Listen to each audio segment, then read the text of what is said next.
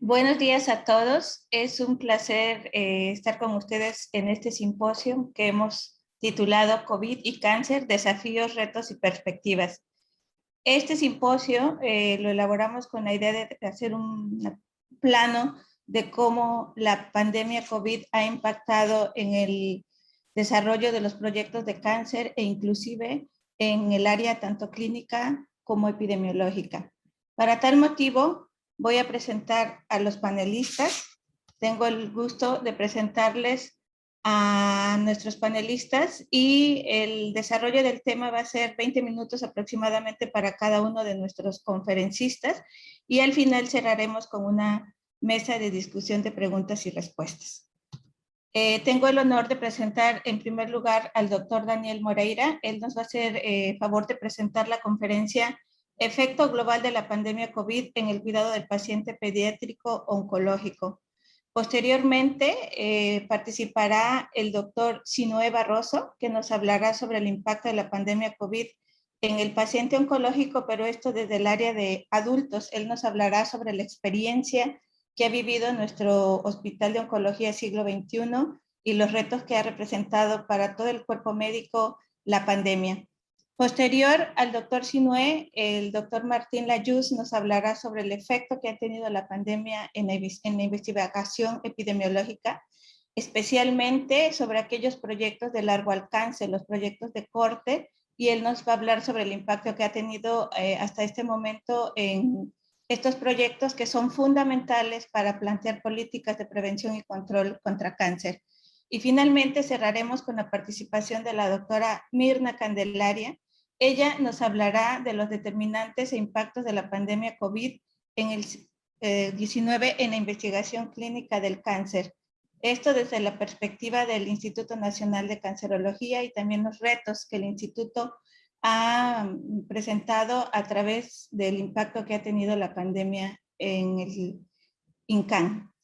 Solo me resta comentar que el doctor Moreira, él es egresado de la Escuela de Medicina del Tecnológico de Monterrey y realizó sus especialidades de pediatría, hematopediatría y neuropediatría en Estados Unidos. Actualmente él se desempeña como responsable del área de investigación y educación del Hospital San Judas en Memphis, Tennessee. El doctor Sinoé Barroso, él es nuestro director médico del Hospital de Oncología Siglo XXI.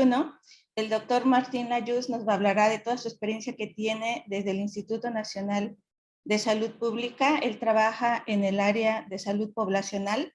Y la doctora Candelaria, como ya lo comenté, la experiencia desde el Instituto Nacional de Cancerología y todo el impacto que ha tenido en la investigación clínica, la pandemia.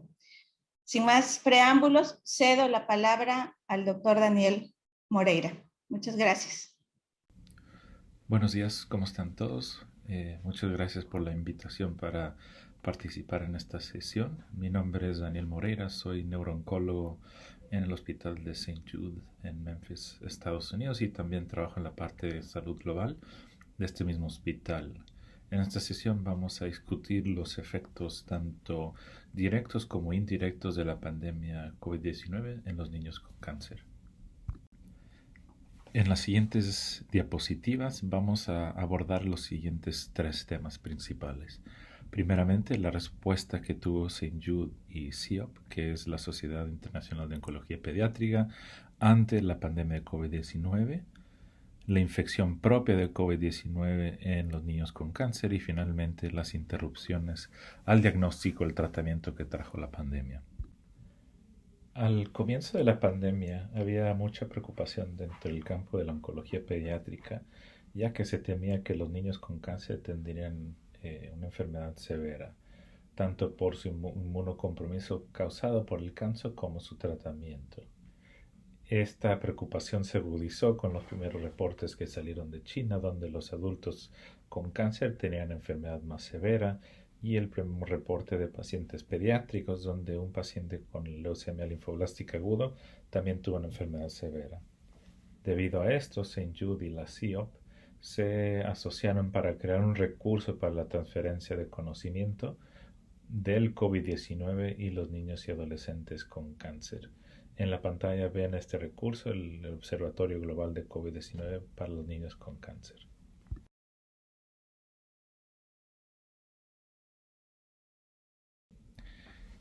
Dentro de este recurso había tres componentes principales. El primero era una serie de webinars donde se abordaban y se discutían temas relevantes al cuidado de los niños con cáncer durante la pandemia. Hubo 12 sesiones en total con casi 4.000 participantes. El segundo componente era el centro de recursos, que básicamente era un espacio donde los profesionales de la salud pueden discutir temas relacionados con COVID y tener así un espacio para compartir experiencias también. El tercer componente, y el que vamos a entrar más a detalle, es un registro de COVID-19 en niños y adolescentes con cáncer. Esto se creó hace más de un año buscando capturar y describir cómo se presenta esta infección en los niños con cáncer. Hasta el momento se han registrado más de 1.700 casos de 50 países. Además, tiene un componente interactivo donde los usuarios pueden navegar los datos que existen. Finalmente, este recurso fue lidiado por la doctora Shinomukada, que ahí vemos en la foto. Antes de pasar a los datos del registro, solo les quería hacer mención que desde el comienzo de la pandemia hubo reportes de cómo les iba a los niños con cáncer con el COVID-19. Y lo que vemos es que la sintomatología era consistente con otros grupos poblacionales, sin embargo existía una frecuencia y una severidad variable dentro de este grupo.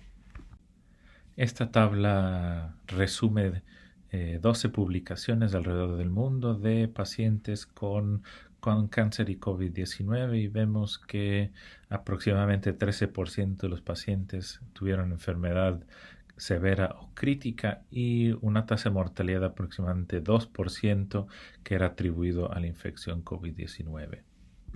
El análisis de los primeros 1.500 pacientes del registro fue publicado hace algunas semanas, salió en Lancet Oncology y es acceso abierto, todos pueden verlo, y en las siguientes diapositivas vamos a pasar a ver algunas de las tablas principales de esta publicación. Es importante mencionar que el registro de COVID-19 en niños y adolescentes con cáncer captura datos de identificados. Lo que significa es que en cada hospital en que se meten datos no necesita ser aprobado por el comité de ética y el comité científico. Importante mencionar que hay 3 criterios de inclusión para este registro que sigue activo.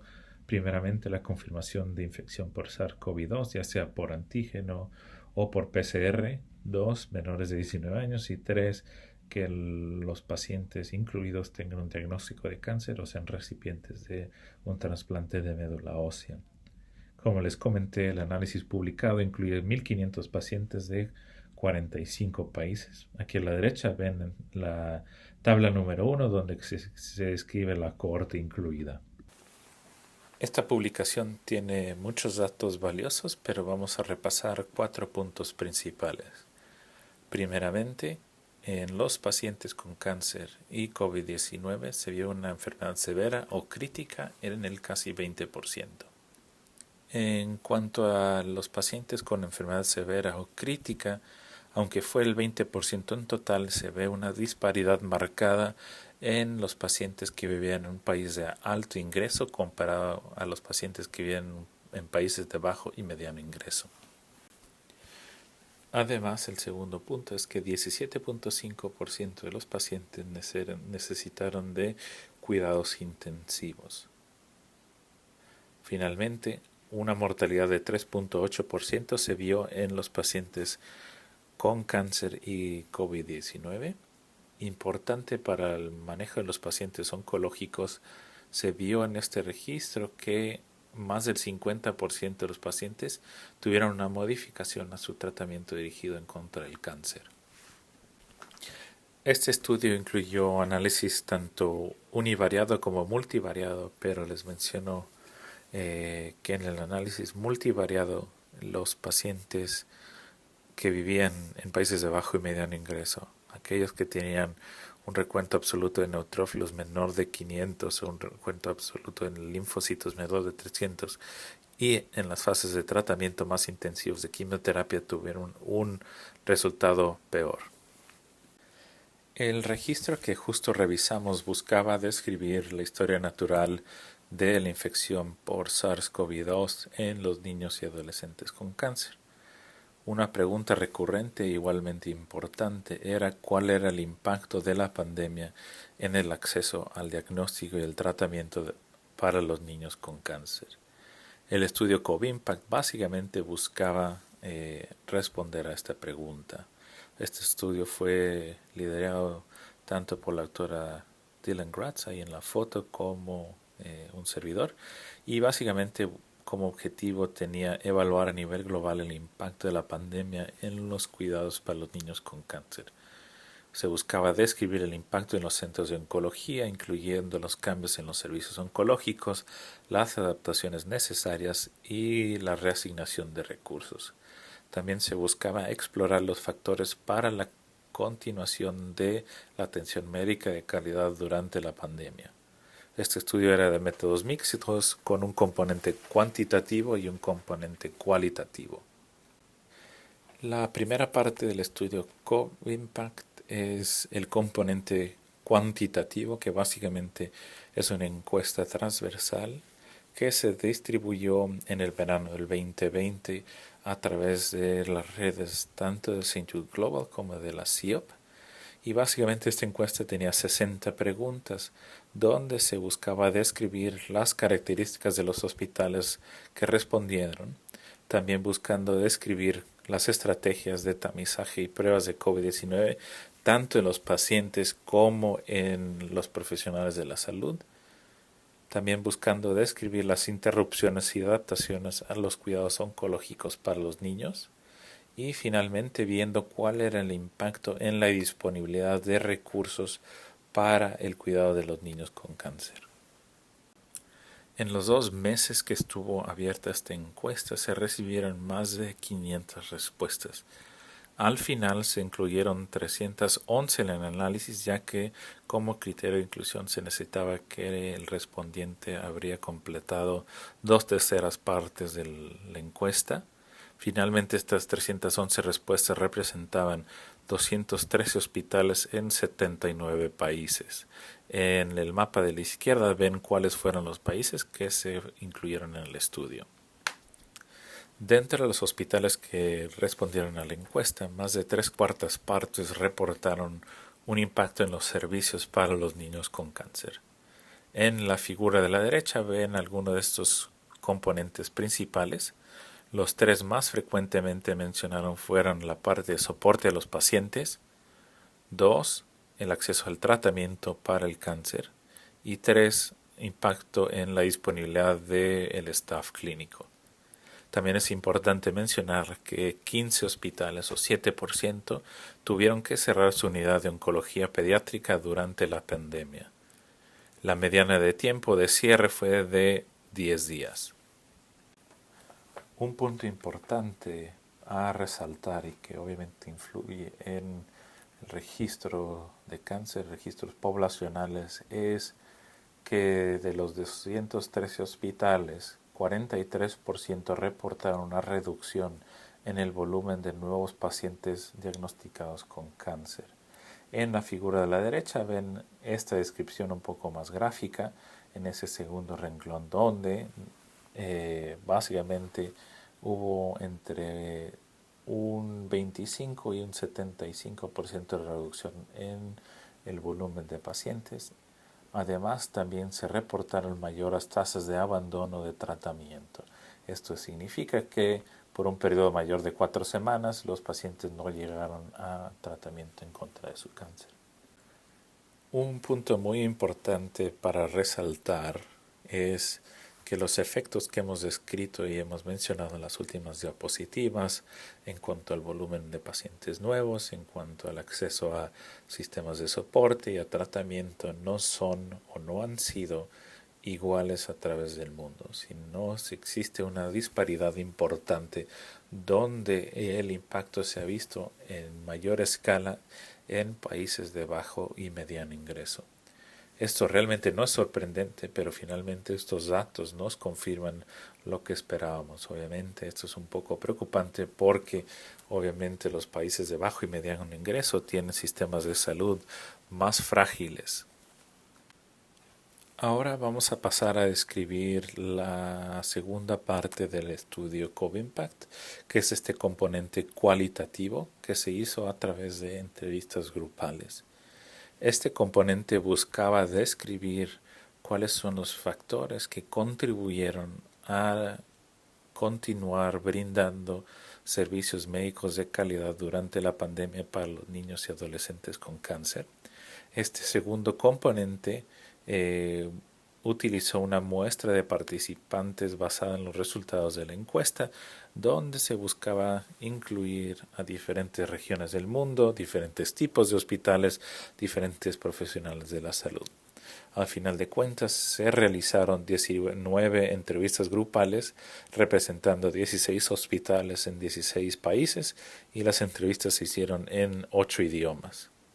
Importante mencionar que todos los grupos de ingreso del Banco Mundial fueron representados, así como todas las regiones de la Organización Mundial de la Salud.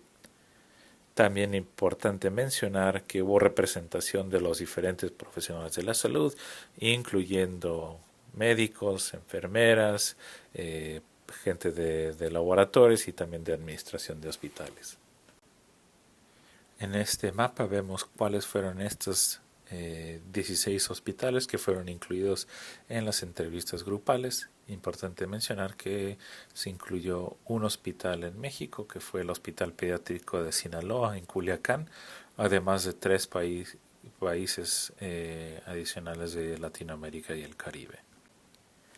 Ahora vamos a repasar las conclusiones principales de estas entrevistas que se hicieron a través del mundo. Se dieron a relucir 2 temas importantes relevantes a la continuación de la atención médica de calidad para los niños con cáncer. Primeramente, la importancia de la agilidad de los sistemas tanto de salud como sistemas hospitalarios en la respuesta y que estas respuestas fueran coordinadas también.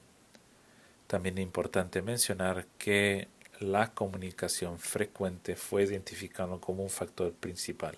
Esta comunicación dentro de equipos de salud y también comunicación de los grupos de liderazgo, ya sea los líderes de unidades de oncología, líderes de hospitales y también líderes dentro de las secretarías de salud. También vimos a través de estas entrevistas que los equipos de oncología médica son increíblemente adaptables. Obviamente hubo escasez de recursos, escasez de camas y a través de esas entrevistas vimos cómo estos equipos médicos fueron y pudieron adaptarse a estas nuevas limitaciones. Comparando los factores que se describieron en estas entrevistas, vemos que todos los factores que se describen en la literatura de resiliencia de la atención médica fueron descritos de manera igual en los hospitales de todos los niveles de ingresos. Importante también mencionar que hubo más similitudes que diferencias entre los diferentes hospitales independientemente de su disponibilidad de recursos. Y podemos ver que estos factores pueden limitar el impacto desigual que se vive con la pandemia en los diferentes países y en los diferentes sistemas de salud. En este estudio también investigamos cuál fue el impacto de la pandemia en los profesionales de la salud que cuidan a los niños con cáncer y vimos que este grupo sufrió de efectos tanto físicos como emocionales y también financieros. Algo que hemos visto en diferentes grupos poblacionales obviamente, y también describimos que estos efectos fueron más frecuentes en el grupo de enfermeras, que éstas vivieron los efectos más severos. A manera de conclusiones finales, me gustaría hacer hincapié en que los niños con cáncer tienen una mayor frecuencia de enfermedad severa que se relaciona con el total de neutrófilos, el total de leucocitos, la intensidad de tratamiento e, importantemente, el país de origen. También importante recalcar que la pandemia causó interrupciones en el diagnóstico y el tratamiento de los niños con cáncer con mayores obstáculos y este impacto más marcado también en países de bajo y mediano ingreso. Al final de cuentas es importante mencionar que el impacto en la sobrevida de los niños con cáncer está aún por verse, pero tanto los efectos directos como indirectos de la pandemia nos hacen tener mucha preocupación de cuál realmente va a ser el impacto final y total de la pandemia en la sobrevida de los niños con cáncer. Muchas gracias por su atención y quedo a su disposición para contestar preguntas, ya sea en esta sesión o por correo en cualquier momento. Muchas gracias. Me presento, soy el doctor Sinué Barroso Bravo, director médico de la UMAR Hospital de Oncología, y gracias por la invitación al Foro Nacional de Investigación en Salud. Mi tema es estrategias institucionales oncológicas ante la pandemia COVID-19. Y lo vamos a enfocar sobre todo a la parte de lo que nosotros pasamos en la UMAR Hospital de Oncología. Es un tema que tiene que ver con cáncer y COVID. ¿Cuáles son las recomendaciones globales para un cáncer efectivo? Como todos lo sabemos, hay algunos aspectos relevantes como la reducción de la iniciación y el uso de productos del tabaco, el incremento de la prevalencia de comportamientos saludables, el incremento de la aceptación de intervenciones clínicas para prevenir el cáncer y reducir los daños ambientales que dirijan la exposición al cáncer. El tamizaje en las neoplasias en las que se puede detectar de manera temprana es muy importante. Y en el momento que tenemos la oportunidad de tener ya el cáncer, hacer un diagnóstico y un tratamiento oportuno para un acceso oportuno y para dar los mejores tratamientos. Todo esto, por supuesto, relacionado con un incremento en la participación en trabajos clínicos de alta calidad. No solamente es importante la parte de la prevención, la parte de la detección temprana y el tratamiento. Una vez que empezamos a lograr mayores tasas de supervivencia, el paciente que sobrevive también requiere de cuidados. Y requiere de cuidados para reducir el riesgo de que la enfermedad regrese y también para aquellos pacientes que no tienen la posibilidad de curarse o que requieren cuidados especiales. Debemos estar pendientes de todo ello. Entonces, estas son las recomendaciones globales que estábamos pendientes de llevar antes de la pandemia. ¿Qué dejamos de hacer con la pandemia? Pues muy complicado lo de los estilos de vida saludable. La gente dejó de tener actividad física al tener que recluirse en domicilio y este aislamiento social, que además era parte de la estrategia para reducir el número de contagios por COVID. Además de que se reduce el número de personas de tamizaje de neoplasias que se pueden detectar más temprano. Y hay una evidencia en la reducción de estudios de Papa Nicolau, mastografías, sangre oculta en heces, en países de América Latina y en el mundo. De modo entonces que tanto la parte de prevención y tamizaje se redujo. Respecto del diagnóstico y del tratamiento, también hubo una reducción del número de consultas de primera vez de todos los casos de cáncer. También una reducción de pacientes atendidos por radioterapia, quimioterapia y cirugías. Y aquellos pacientes que estaban programados para tratamientos, si se infectaban del SARS-CoV-2, se tenía que suspender o diferir su tratamiento. Los brotes de infecciones hospitalarias del personal también provocaban que hubiera un menor número de personal para atender a los pacientes, lo que al final nos llevaba a una menor atención en temas tanto de diagnóstico como también de acompañamiento del dolor y de cuidados paliativos. ¿Qué pasó en la UMAR Hospital de Oncología? Si revisamos esta gráfica, nos vamos a dar cuenta que desde el año 2010 hemos ido incrementando el número de consultas de primera vez en la UMAE, de tal manera que se puede observar un incremento y deberíamos de esperar que en el año 2020, el año de la pandemia, se hubiera reducido este número de manera considerable. Sin embargo, una de las cosas importantes que pasó es que nuestro hospital permaneció abierto para el diagnóstico y tratamiento de los pacientes con cáncer. Y si vemos realmente la reducción en el número de atenciones de primera vez, no fue más que el 11% considerando el año anterior. Veamos cómo se comportaron las aperturas durante la pandemia. En el mes de enero, por ejemplo, abrimos 1.415 casos de primera vez y en el momento más álgido de la pandemia se empezaron a reducir el número de los casos que llegaron, pero ya para el mes de septiembre, octubre, noviembre y diciembre, los casos se incrementaron. Entonces, aquí lo que podemos observar es que sí, cuando fue la restricción y cuando estábamos en semáforo rojo, el número de pacientes de primera vez que llegó al hospital se redujo de manera considerable. Pero aquí vemos, si hacemos un promedio general, porque es que la reducción en todo el año no fue de manera dramática. Veamos específicamente por cirugías, por radioterapia, por quimioterapia, que son los tres principales tratamientos del cáncer. En cirugías tenemos aquí una estadística desde el año 2016.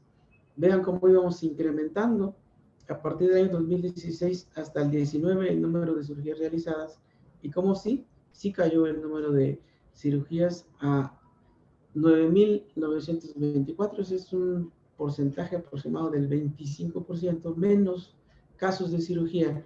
Esto en la mayoría se debió a que los pacientes que entraban a cirugía tenían el protocolo de PCR y de tomografía computada preoperatorias y cuando salían positivos se tenía que suspender el procedimiento.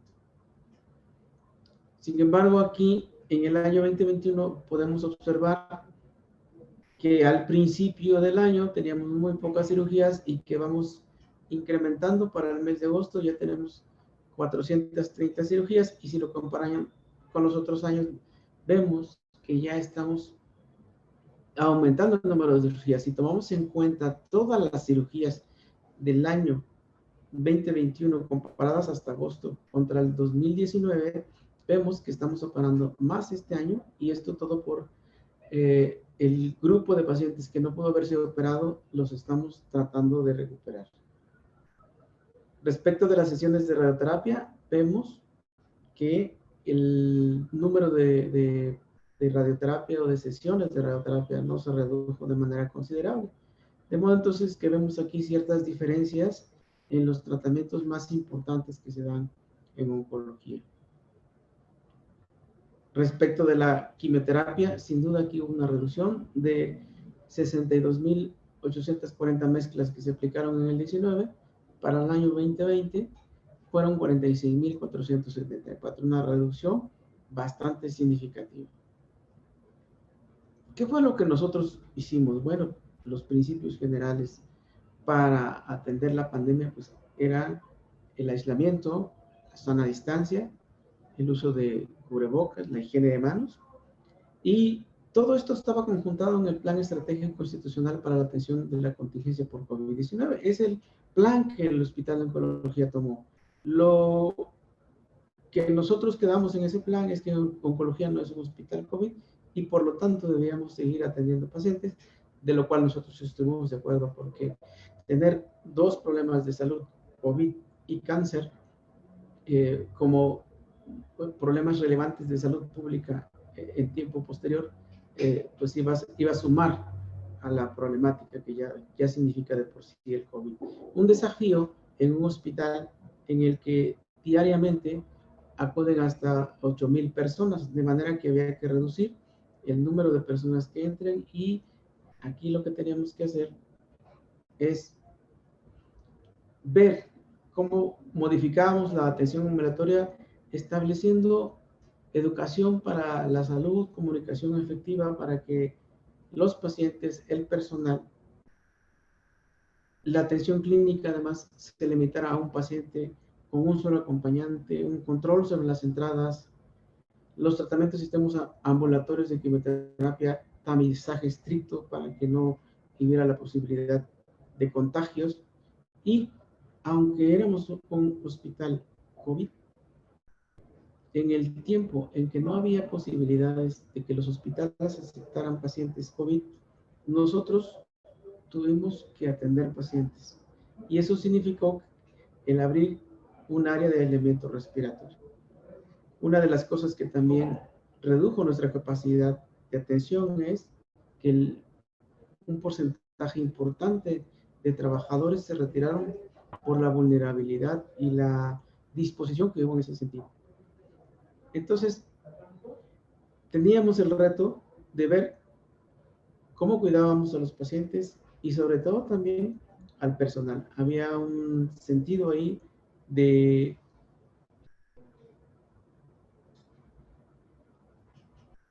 miedo que tuvimos que estar trabajando para ello. Afortunadamente llegó el tiempo de las vacunas y con ello pudimos ir resolviendo este miedo que daba para la atención de los pacientes. Teníamos muy claro el protocolo para reducir y atender los brotes hospitalarios, así como una guía técnica para el equipo de protección personal, la cual seguimos de manera práctica, porque también había que tomar en cuenta que era lo que teníamos que tener y no simplemente el ser tan estrictos en lo que corresponde al equipo de protección personal, que fue todo un tema que incluso se convirtió en algo mediático. Al final, ¿qué pasó en nuestro hospital? En una comunidad de casi 2,000 trabajadores, para el 17 de agosto de este año, lo que tenemos como compañeros contagiados fue 354, que representa pues casi la cuarta parte del personal. Desafortunadamente 16 defunciones en el hospital. Este es, digamos que el resultado del personal. ¿Qué propuestas de solución tenemos? Bueno, si vamos de lo general a lo particular, es muy importante regresar a la parte de la prevención, de la detección temprana a través del tamizaje. Y esto deberá realizarse a través del fortalecimiento de la planificación de las acciones contra el cáncer a través de una atención primaria de la salud. Esto es, finalmente, la atención primaria de la salud, la construcción y desarrollo de políticas de salud, con base en la prevención y atención del cáncer en sus distintos estadios,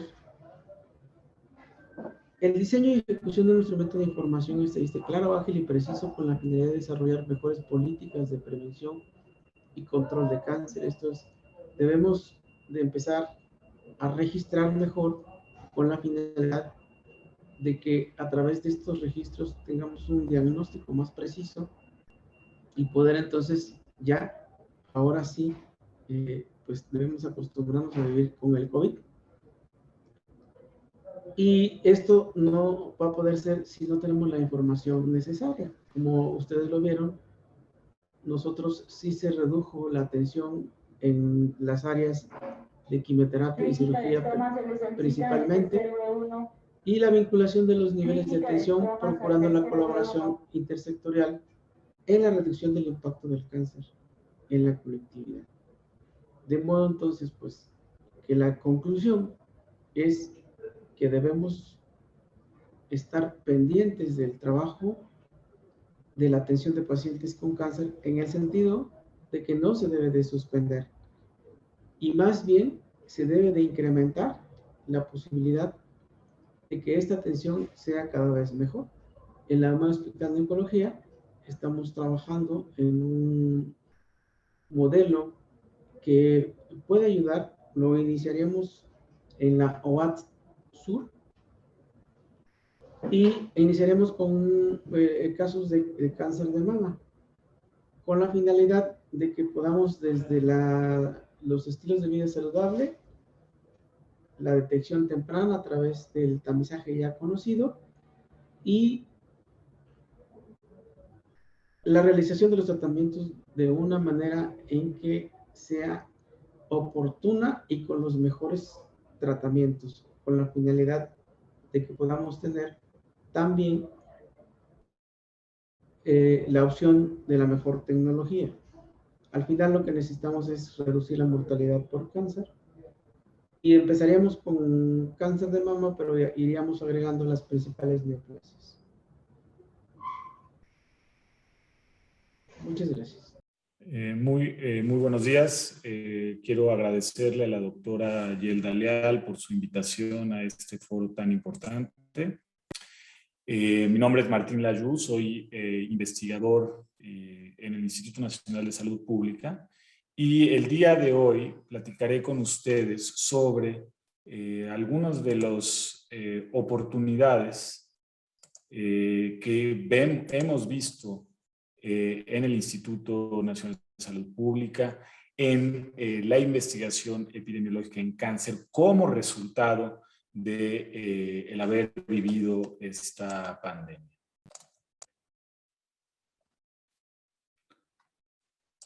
La pandemia afectó dramáticamente la vida de muchas personas y afectó también la investigación epidemiológica. Pero yo creo que generó grandes oportunidades para el futuro. El día de hoy les platicaré 3 casos de proyectos que se están desarrollando en el Instituto Nacional de Salud Pública. Plantearé cuáles fueron las afectaciones como resultado de la pandemia y también platicaré de cuáles fueron las adaptaciones y las oportunidades que observamos después como resultado de la pandemia y finalmente haré algunas reflexiones sobre lecciones que podemos tomar de esta experiencia. Empezaré con un proyecto de gran escala y a muy largo plazo, que es el estudio de salud de las maestras. Este es un proyecto que inició el Instituto Nacional de Salud Pública en 2006 y 2008 con la intención de identificar factores de riesgo para enfermedades crónicas. En ese entonces se reclutaron a 115,000 mujeres maestras de educación pública, las cuales contestaron un cuestionario de autollenado en papel, donde nos dieron información sobre sus estilos de vida, sobre su vida reproductiva y sobre las enfermedades con las que vivían. Hicimos un primer seguimiento en 2011, un seguimiento posterior que inició en 2014 y estamos por finalizar. Esos seguimientos se hicieron con cuestionarios en papel, cuestionarios en línea y con un call center, del cual hablaré más adelante. Ahora, recientemente recibimos un financiamiento para evaluar la relación entre distintos componentes de estilos de vida e incidencia de cáncer, pero esto requiere la identificación de casos de cáncer de mama. Nosotros tenemos un seguimiento activo en el cual las personas responden un cuestionario y en caso de declarar tener cáncer de mama, reciben un cuestionario confirmatorio, pero también desarrollamos un área muy importante que fue el seguimiento pasivo utilizando bases de datos administrativas. Una vez que esos casos fueron identificados, el objetivo era hacer una revisión del expediente clínico. Ahora, ¿qué es lo que sucedió durante la pandemia? Durante la pandemia se suspendieron importantemente nuestras actividades. No logramos, por ejemplo, enviar a uno de los estados participantes, no logramos enviar cuestionarios. Estoy hablando de una afectación en los miles de cuestionarios enviados. También vimos una afectación importante en nuestra capacidad operativa porque digamos, las instituciones con las que colaboramos principalmente, como es el caso de muchas de las secretarías de educación estatales, pues tenían disminuidas sus actividades. Otra cosa muy importante fue que no fue posible acudir a los hospitales para hacer la revisión de expedientes clínicos de cerca de 900 casos que ya teníamos identificados. Una oportunidad que vimos y que es parte del impacto fue tratar de entender las actitudes de nuestros participantes hacia las medidas de mitigación que se habían establecido para COVID-19. Consideramos que era una buena oportunidad para obtener información. Sin embargo, nos dimos cuenta que es muy importante ser cuidadoso y hubo la percepción, al menos de algunos de los participantes, que al hacer preguntas respecto a las medidas de mitigación, estábamos, digamos, llevando el estudio a un área donde no era su objetivo principal. Sin embargo, vimos muchas oportunidades. Y yo realmente identifico en términos de este estudio 4 grandes áreas. La primera es que al no poder, al tener una menor capacidad operativa, digamos, por ejemplo, en Chiapas, de obtener información a través de cuestionarios y también de hacer una confirmación utilizando expediente clínico, nos forzó a innovar y nos forzó a buscar otras fuentes de información, y esto lo que logramos hacer fue utilizar bases de datos administrativas que usualmente no se utilizan para investigación, para la confirmación y la identificación, no nada más la confirmación, sino identificación de nuevos casos de cáncer de mama que no habían estado identificados. Entonces, utilizando ese proceso, logramos identificar un poco más de 400 casos que no teníamos identificados previamente. Otra gran oportunidad, yo creo, hacia el futuro es que la pandemia nos forzó a mejorar nuestra comunicación con las participantes. En este tipo de estudios de largo alcance y de largo plazo es muy importante asegurar que las participantes sigan participando. Entonces, creemos que esto nos fortaleció en el sentido, la pandemia fortaleció el estudio porque nos forzó a mejorar nuestra comunicación, a mejorar nuestras estrategias de recolección de datos. Por ejemplo, empezamos a utilizar WhatsApp para apoyar la respuesta del cuestionario.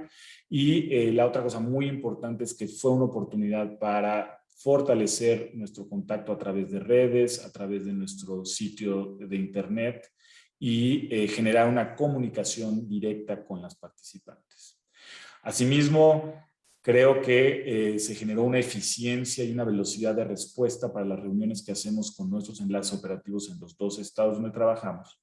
Y finalmente, en el caso de la revisión de los expedientes, hicimos 3 pilotos exitosos donde lo que se utiliza ya no es un papel, sino se utilizan dispositivos móviles para digamos, el llenado de información clínica. Tenemos otro proyecto de gran relevancia, que es un proyecto que busca evaluar la aflatoxina como un factor de riesgo para cáncer hepático en nuestro país. En un análisis inicial preliminar, observamos que en el estado de Chiapas hay una altísima prevalencia en la exposición a este carcinógeno. Y en una revisión retrospectiva de algunos casos en un centro de referencia, encontramos una prevalencia alta o entre mediana y alta de una mutación asociada a exposición a aflatoxina en tejido hepático.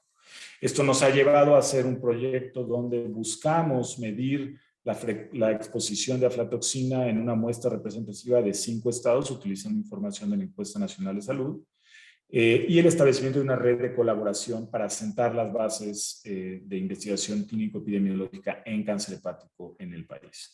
En este segundo componente buscamos hacer una revisión retrospectiva de casos de cáncer hepático y evaluar la factibilidad de identificación prospectiva de casos en 2 estados de la República, en colaboración con el Instituto Mexicano de Seguro Social. ¿Qué es lo que nos sucedió en este caso? Pues observamos un impacto importante, fue que disminuyó la prioridad de la revisión de nuestro protocolo. Nosotros necesitamos una aprobación de múltiples instituciones porque es un proyecto colaborativo. Entonces, esto nos enlenteció el proceso.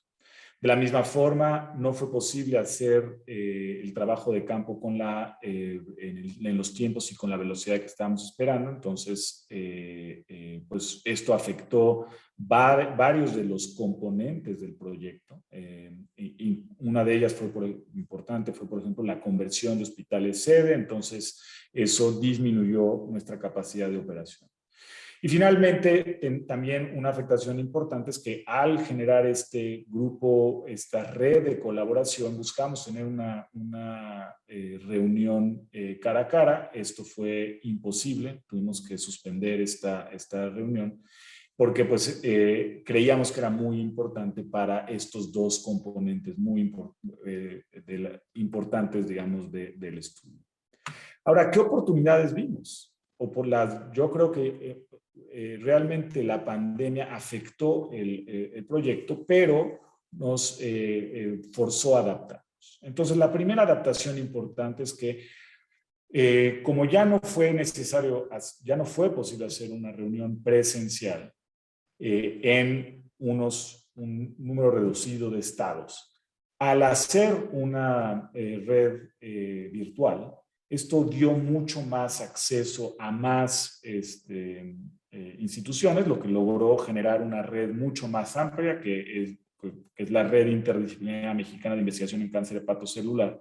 Y a la fecha hemos logrado la revisión retrospectiva de más de 300 casos de cáncer, ¿no? La otra gran oportunidad es la generación de una nueva cultura de colaboración y diseminación de información remota. Creo que esto ha hecho la operatividad de este tipo de colaboraciones mucho más eficientes, y pues también para generar esta red, pues hemos generado webinarios que nos han dado acceso a expertos internacionales en la materia. Y como último, quiero mostrarles nuestro trabajo para evaluar la factibilidad de tamizaje por cáncer colorectal en la Ciudad de México. Este es un proyecto que se realizó justo en 2020. La planeación es que sucediera durante todo el año 2020. En 2019 iniciamos con una parte formativa donde básicamente buscábamos entender la factibilidad de forma cualitativa de un programa de tamizaje. Y ese fue un proceso que, digamos, funcionó relativamente bien y fue previo a la pandemia. Cuando pasamos a la etapa demostrativa, donde íbamos a distribuir casa a casa con visitas domiciliarias, pruebas inmunoquímicas fecales, ese es donde fue cuando nos encontramos frente a la pandemia. El proyecto buscaba hacer esta distribución, el retorno de estas pruebas inmunoquímicas por parte de las personas a su centro de salud, y la referencia a colonoscopía a un hospital general de referencia cercano a donde viven las personas, y para darles sus resultados.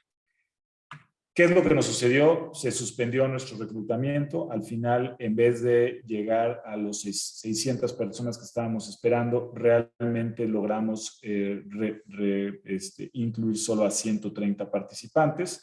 Sin embargo, logramos una relativamente alta regreso de estas pruebas inmunohistoquímicas para detección de sangre oculta en heces.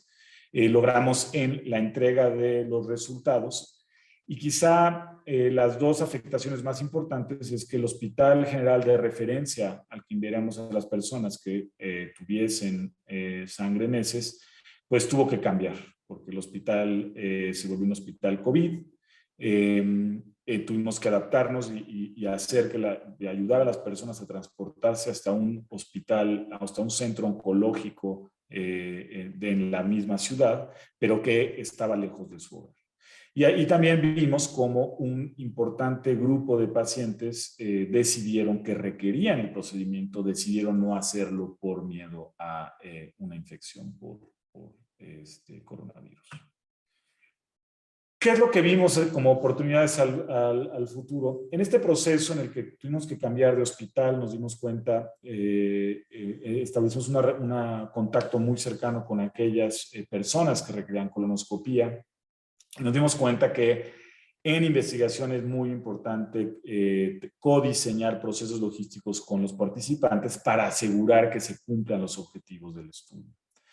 Y otra cosa que nos dimos cuenta es que aunque tratamos de hacer uso de la tecnología, específicamente de teléfonos celulares, de WhatsApp, realmente nos dimos cuenta que es muy importante tomar en cuenta la edad y la población de estudio porque encontramos barreras importantes para el uso de estas herramientas que normalmente en esta condición de pandemia se reconocieron como herramientas de gran utilidad y nosotros nos dimos cuenta que hay que ser cuidadoso con el uso de estas herramientas, dadas las diferentes capacidades que tienen diferentes grupos de nuestra población. Entonces, ¿cuál considero yo que es nuestra primera lección en términos de oportunidades hacia el futuro que generó, digamos, la pandemia en investigación epidemiológica en cáncer? La primera es que, aunque la tecnología ayuda mucho, no lo es todo. Creo que vimos en estos proyectos cómo puede ayudar a fortalecer importantemente colaboraciones académicas y quizá ayudar a la operación de algunos proyectos. Pero también, y puede generar también una oportunidad para una mayor interacción con los participantes en los estudios, dado que es una herramienta de diseminación, también puede ser una herramienta de promoción. Pero también es importante considerar la edad de la población, porque las personas tienen diferentes capacidades. Y de la mano de esto quiero subrayar que es muy importante, de la misma forma que se hace en la práctica clínica, que se pone al paciente en el centro, creo que en la investigación tenemos también que poner al participante en el centro para asegurar el éxito. Es muy importante desde el inicio hacerlos partícipes del proceso de investigación y para también estar seguros que se puedan lograr los objetivos del proyecto. Y por último, creo que es importante ver cómo los retos en este caso, con respecto a la pandemia y nuestra capacidad de hacer investigación, realmente son un camino, yo creo que eficiente hacia la innovación. Esta es una visión un poco positiva de lo que nos ha sucedido. Creo que las redes sociales son una oportunidad, sí, para fortalecer nuestro contacto con pacientes, pero también para la recolección de datos. Y también creo que nos han forzado, por ejemplo, a hacer uso de recursos que no se tenían en cuenta en investigación, como es el caso de bases de datos administrativas. Nosotros hemos encontrado gran valor, por ejemplo, en el uso de bases de datos de incapacidades temporales, los cuales nos permiten identificar desenlaces en salud de los participantes, aunque no se tratan de bases de datos clínicas. Sin embargo, creo que tenemos que buscar mejorar nuestra comprensión de la validez de estas bases de datos para nuestra labor en investigación epidemiológica en cáncer.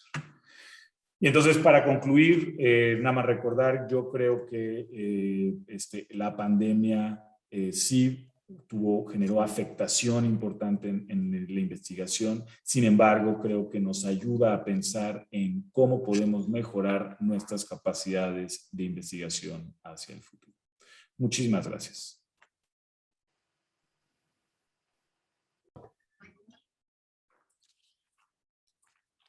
Buen día a todos. Quiero agradecer a los organizadores de este Foro Nacional de Investigación en Salud, en particular a la doctora Yelda Leal, por permitirme compartir unos momentos con ustedes y hablar sobre los determinantes e impacto de la interrupción de la investigación en cáncer, los efectos que ha tenido esta pandemia de COVID-19.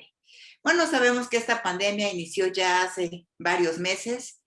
A la fecha de agosto 17, pues tenemos ya más de 2 millones de infectados a nivel mundial, más de 400,000 muertes, y esto obviamente en diferentes etapas, en diferentes olas que se han venido dando, donde nuestro país está dentro de los primeros 15 lugares en esta pandemia. Y esto obviamente tiene que incidir dentro de una de las acciones importantes de las instituciones de salud, que justamente es la investigación clínica. Tradicionalmente la investigación clínica pues se ha regulado teniendo a los pacientes en un sitio donde se tienen todas las medidas, todas las certificaciones adecuadas para los estudios clínicos desde el punto de vista de laboratorio, de imagen, de regulación del expediente clínico, sea físico o electrónico. Sin embargo, pues han sucedido diferentes cambios a nivel social, a nivel inclusive de regulaciones de tránsito de personas, que han hecho que este modelo que se tenía antes de la pandemia, donde todo se centraba en un modelo único, donde todo tendría que acudir dentro del centro, pues esto tiene que darle preferencia a la seguridad del paciente, y vemos pues que existen diferentes publicaciones que han abordado este tema, y esto obviamente ha afectado a los centros de investigación como tal, a los patrocinadores, sean instituciones gubernamentales como el Instituto Nacional de Cáncer, por ejemplo, en Estados Unidos, CONACYT, etcétera, la industria farmacéutica, y obviamente también esto ha incidido en las diferentes agencias regulatorias sobre la investigación clínica. En un estudio clínico en general, bueno, sabemos que es muy importante toda esta captura de datos. Las visitas al centro se han visto restringidas por el traslado, por confinamiento, los viajes y el traslado tanto de pacientes como de personal, que algunos de apoyo administrativo pudieran considerarse como no prioritarios, pues también ha incidido en esta participación del desarrollo del estudio clínico, y esto ha permitido el desarrollo de herramientas digitales. Algo muy importante dentro de los estudios clínicos pues es la evaluación de la toxicidad, el manejo de muestras, y todos estos cambios tienen que verse respaldados a través de diferentes procesos regulatorios. ¿Qué pasa en el impacto que ha tenido esta pandemia a nivel de nuestros patrocinadores? Y patrocinadores me refiero no solamente a patrocinadores como industria farmacéutica, sino también a patrocinadores que pueden ser federales, donde todos los estudios clínicos, pues independientemente de la fuente de patrocinio, requirieron de ajustes en el desarrollo. ¿Por qué? Pues inclusive pudo haber una reasignación de recursos económicos federales, limitando algunos recursos de investigación, dando prioridad a la atención de esta pandemia. Y bueno, esto también hace una presión sobre los patrocinadores, a los centros de investigación, al staff y a las prioridades. Como un mero ejemplo, por ejemplo, AstraZeneca para diciembre del año pasado había notado que por lo menos tenía 3 meses en el 15% de sus estudios fase 3, y en aquellos de fase 1 y 2 el retraso era mayor al 30% de sus estudios. De ahí que diferentes autoridades regulatorias, y como ejemplo cito a la FDA, pues sacó una serie de guías dirigidas hacia la industria farmacéutica, hacia los investigadores y hacia los comités que se encargan de la revisión de estos estudios clínicos, dando como objetivo primario en todas estas guías la seguridad para los participantes en estudios clínicos, y refiriéndome específicamente al área oncológica para mantener un compliance, minimizar los riesgos y en lo posible tratar de mantener la integridad del protocolo, donde mucho de esto se centró hacia la descentralización de protocolos. Vemos en esta diapositiva y en la siguiente lámina un resumen de las guías que se dieron tanto por parte de la FDA como del Instituto Nacional de Cáncer de Estados Unidos en relación a diferentes aspectos de los protocolos de investigación clínica. Uno fundamental es el consentimiento informado, cuya firma presencial pudo realizarse o se autorizó como una firma de consentimiento informado remoto, de ahí que tuvieron que desarrollar esta firma electrónica de manera permanente. Laboratorios e imágenes del centro, bueno, pues se tuvieron que buscar también algunos otros laboratorios y gabinetes que cumplieran con las especificaciones para poder realizarlos fuera del centro. tratar de evaluar la seguridad a través de visitas virtuales, contactos telefónicos, como también se mencionó ya el doctor Layú en algunas de los estudios epidemiológicos que nos acaba de mostrar, administración de medicamentos en otros sitios, tratando de incrementar la red en la comunidad para la infusión de medicamentos, y esto en particular en aquellos medicamentos que, por ejemplo, ya habían sido aprobados para alguna indicación y donde se trataba de valorar una nueva indicación y este medicamento podría ser administrado en otros sitios. La entrega de medicamentos, sobre todo orales, en el domicilio directamente de los pacientes, tratar de mantener un monitoreo de forma remota en prácticamente el 100% de los casos, y de una forma importante incrementar estos mecanismos de redes y monitoreo de infusiones. Y uno de repente puede preguntarse si todo esto es muy sencillo en un protocolo o en un modelo tradicional, como se viene dando normalmente la investigación clínica.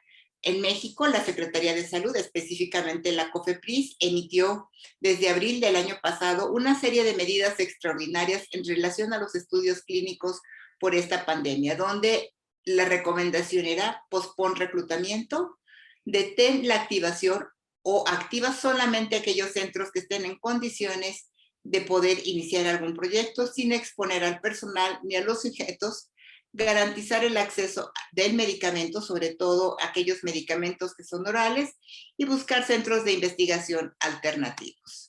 Y bueno, vemos que todo esto, finalmente, la mayor parte de estas normas, pues se traducen en un retraso en el desarrollo de estos protocolos clínicos. Aquí la pregunta es la toxicidad, que es muy importante en esta administración y evaluación de medicamentos. ¿Puede hacerse de forma remota? Y aquí les muestro un estudio que fue recientemente publicado, aunque este estudio en realidad fue hecho prácticamente antes de la pandemia.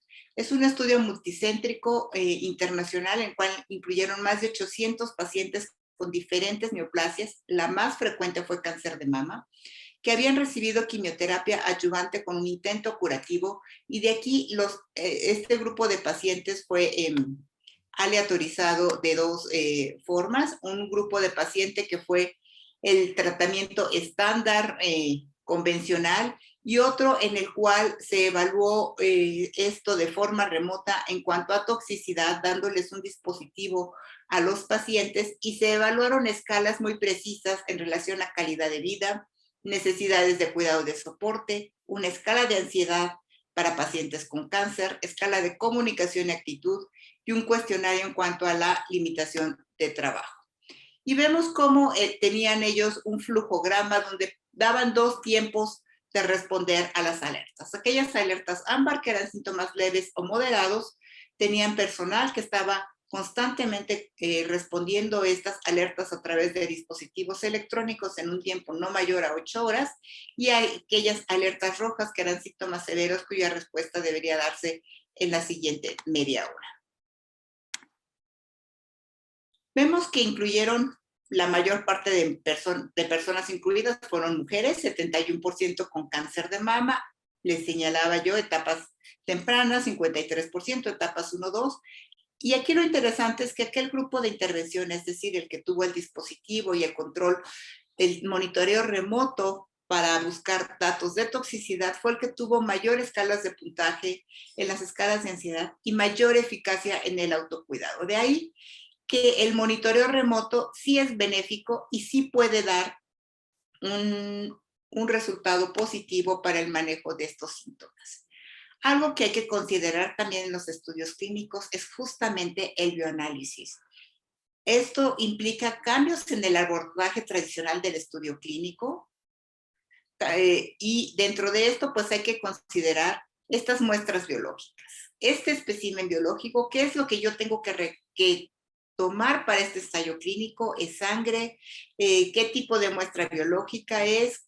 ¿Cuáles son las condiciones, el proceso inicial, el almacenamiento, el transporte? ¿Puedo hacerlo de forma remota? Es un estudio, es una muestra para farmacocinética. El fármaco que estoy evaluando, el metabolito, es estable en las condiciones de traslado. ¿Qué tiempo tengo para traslado? y obviamente considerar si existen algunas poblaciones vulnerables, el volumen a trasladar e inclusive tratar de disminuir este volumen de toma de muestra. Y un ejemplo, aquí tratando de ver cómo todas estas medidas que se han dado a nivel internacional, qué tanto pudimos nosotros hacer dentro del Instituto Nacional de Cancerología. Lo primero, diría, bueno, en relación a los comités de investigación y de ética en investigación, se dieron sesiones remotas para la revisión de protocolos.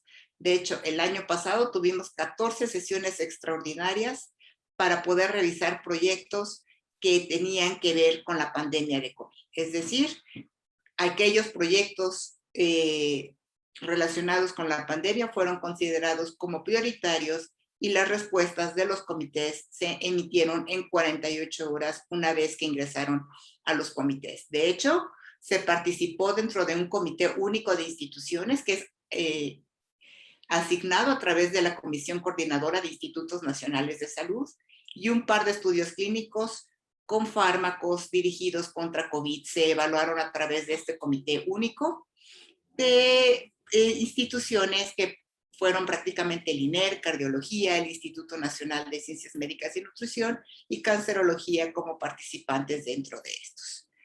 Tuvimos algunos efectos negativos de la pandemia, ¿sí? De estos 285 protocolos activos, 7 fueron suspendidos, 9 cancelados y 12 se dieron por terminados justamente por procesos de la pandemia. No por el desarrollo habitual, sino por procesos de la pandemia.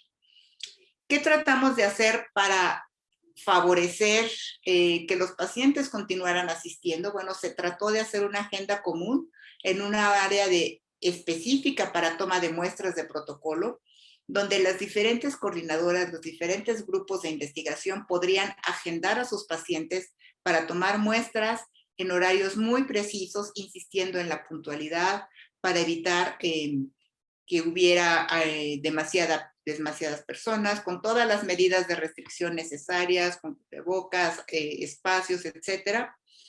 Algunos patrocinadores tuvieron o incrementaron el monto de viático para los pacientes, puesto que muchos de nuestros pacientes se quedaban en albergues cercanos al instituto y estos se encontraban cerrados por pandemia. Inclusive con algunos de ellos se negoció que se les pudiera dar algún hospedaje en el hotel, en algún hotel cerca del instituto. Se trató de hacer un recálculo para los insumos de por lo menos para 6 meses, sobre todo en aquellos proyectos activos, ya que teníamos demora en la liberación de productos a nivel de aduanas, y se dio desde un principio la suspensión inicial del monitoreo. Desde diciembre de 2020 estamos realizando monitoreo remoto de todos estos proyectos. Bueno, un poquito ya nos habló, o bastante, el doctor Layuz sobre todo lo que son estos estudios epidemiológicos y recalcar que todos estos estudios observacionales y de cortes que se han realizado en diferentes países, en diferentes áreas, no solamente de la oncología, sino reumatología, hepatitis, etcétera, pues también el instituto ha participado en estos registros observacionales tanto a nivel propio, a nivel nacional, existe un registro de cáncer y COVID. Y bueno, tratamos de revisar también qué son estos consorcios, y sabemos que estos estudios clínicos finalmente se han modificado por COVID-19, ya que hasta 2021 más de 2,000 estudios clínicos a nivel internacional en clinical trials han sido modificados por esta pandemia. Esto ha afectado a más de 129,000 participantes, y esto en la proyección que se tiene dentro de la investigación a nivel mundial, pues interfieren con un reclutamiento de alrededor de 4 millones de pacientes a un futuro cercano. Existe un consorcio, este consorcio que es el CONCERT, fue realizado por investigadores, estadistas, patrocinadores, autoridades regulatorias y editores de diferentes revistas internacionales, donde nosotros tenemos que definir 4 partes o 4 procesos importantes. ¿Cuál es nuestra circunstancia extenuante? Probablemente COVID. Los modificadores importantes que afectan objetivos, aceptación ética o beneficios, el impacto que esto puede tener y cuáles son las estrategias de mitigación que se dan a nivel de estos de este proyecto en particular. Estas son nuevamente las partes importantes a considerar en este consorcio. Y un ejemplo clínico es este estudio que fue, por ejemplo, realizado en Canadá, donde los investigadores evaluaban el volumen de muestras sanguíneas para tratar de disminuir el volumen en pacientes que estaban en la terapia intensiva, ahora con COVID. Pues aquí tenemos que esta circunstancia extenuante, pues justamente es esta pandemia, y el impacto es que se les cambia la población de estudio. Una población sin COVID a una población actualmente con COVID. Las estrategias de mitigación son el análisis y el plan para evaluar el efecto en el cambio de la población de estudio y la exclusión de un grupo determinado de pacientes. Bueno, sabemos ahora que la pandemia por SARS-CoV-2 está presente, continuará todavía por mucho tiempo. Es muy importante tener una adecuación del paciente, de los centros de investigación, priorizar la seguridad del paciente y se requiere una adecuación por parte de las autoridades sanitarias y patrocinadores que nos permitan dar cumplimiento a toda la normatividad que se requiere para poder tener estudios con resultados sólidos. Y bueno, obviamente esta es una gran oportunidad para actualizar los procesos. Como les comenté, la FDA, el Instituto Nacional de Cáncer en Estados Unidos, la EMA en Europa, tienen diferentes guías donde están facilitando que estas firmas sean electrónicas y que algunos procesos o procedimientos se realicen fuera del centro. En México todavía no tenemos esta facilidad de pruebas de firmas electrónicas. Seguimos requiriendo muchos procesos todavía, muchas documentaciones en físico, y bueno, creo que es un área de oportunidad que se tiene justamente para el desarrollo y la continuidad de la investigación clínica, no solo en nuestro país, sino a nivel internacional. Reitero mi agradecimiento a la doctora Yelda Leal y a los organizadores de este Foro Nacional de Investigación en Salud. Gracias.